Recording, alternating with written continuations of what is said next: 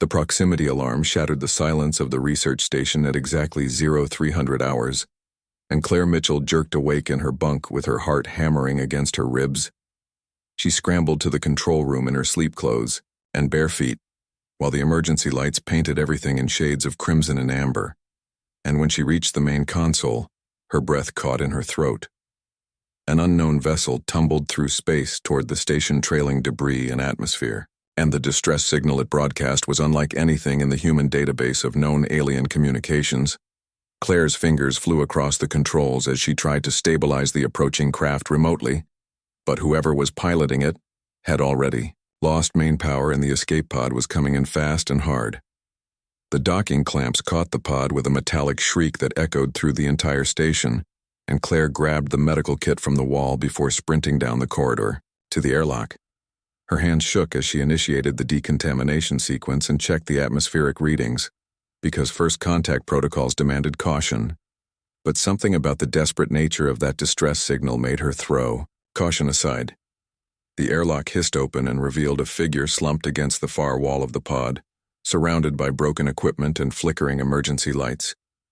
Claire stepped through carefully and knelt beside the alien woman because there was no mistaking the feminine form despite the gray-blue skin and the elegant ridges that curved along her temples and down her neck.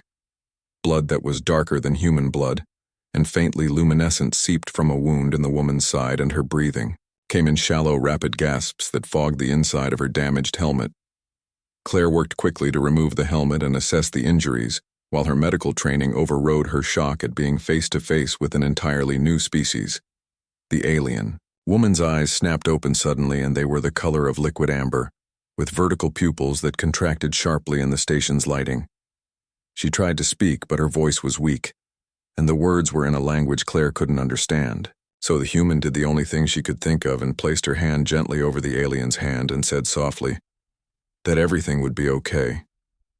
The woman stared at Claire with an expression that might have been confusion or surprise before her eyes rolled back and she lost consciousness completely. Claire managed to get her to the medical bay and spent the next 6 hours working frantically to stabilize her injuries using a combination of human medical knowledge and desperate improvisation when the alien woman finally woke again. Claire was sitting beside the bed with dark circles under her eyes and a cup of terrible station coffee clutched in both hands. The woman studied her for a long moment before speaking in halting but understandable English that she had learned from monitoring human broadcasts. Her name was Kasara, and she was Varani, and she had been shot by her own people for discovering something they wanted to keep hidden. Claire listened with growing horror as Kasara explained that the Varani military was planning a massive invasion of human space, and that she had stolen the tactical plans and fled when her commanders ordered her execution instead of investigating her claims. The evidence was encrypted in a data core, embedded in Kasara's armor, and without it humanity would have no warning before thousands of Varani warships appeared at their borders. Claire asked why Kasara's own people would do this, and the alien woman's expression turned bitter as she explained that Varani culture had been built on conquest and strength for thousands of years, and showing mercy or questioning orders was considered a fatal weakness. Kasara herself had been an outcast for years because she had openly criticized the military's brutal methods and suggested that perhaps cooperation with other species might be more beneficial than endless war. Her superiors had tolerated her because she was one of their best navigators, but the moment she became a genuine threat to their plans, they had not hesitated to try to kill her.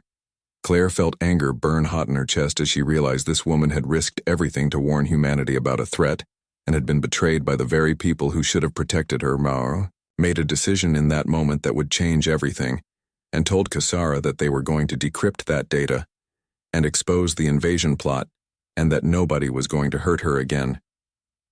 Kasara stared at her with those strange amber eyes and asked why Claire would help someone she just met and risk her own safety for a stranger from another world. Claire shrugged and said that where she came from, you helped people who needed it, and you stood up to bullies, and you definitely didn't let innocent people get hurt if you could prevent it. The alien woman looked away suddenly, and her voice was rough when she said that she had never met anyone from any species who would say something like that and mean it.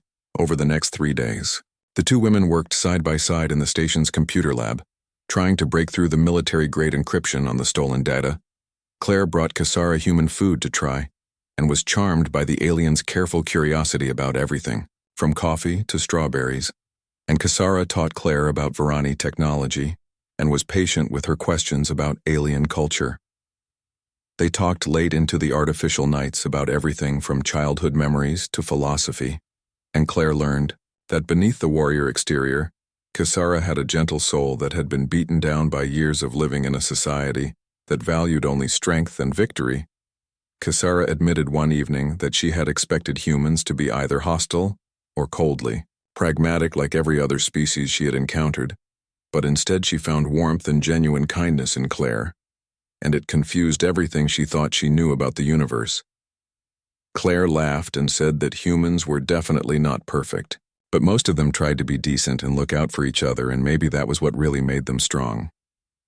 On the fourth day, they finally cracked the encryption, and what they found was worse than either of them had imagined. The invasion plans were detailed and devastating and included strategies for orbital bombardment of civilian population centers and the use of biological weapons that violated every interstellar treaty. Ever-written Kasara's hands trembled as she read through the files, and she whispered that she had known her people were capable of terrible things, but she had not realized how far into darkness they had fallen. Claire asked what they should do because simply sending the data to human authorities might not be enough if the Varani military intercepted the transmission and accelerated their timeline. Kasara was quiet for a long time before she said there might be another way, and explained that not all Varani supported the military's aggressive policies, but the civilian population had been kept in the dark about the true extent of their leaders' plans. If they could broadcast the evidence directly to the Varani people, bypassing the military's control of information, then perhaps public outrage would force the government to abandon the invasion and hold the conspirators accountable.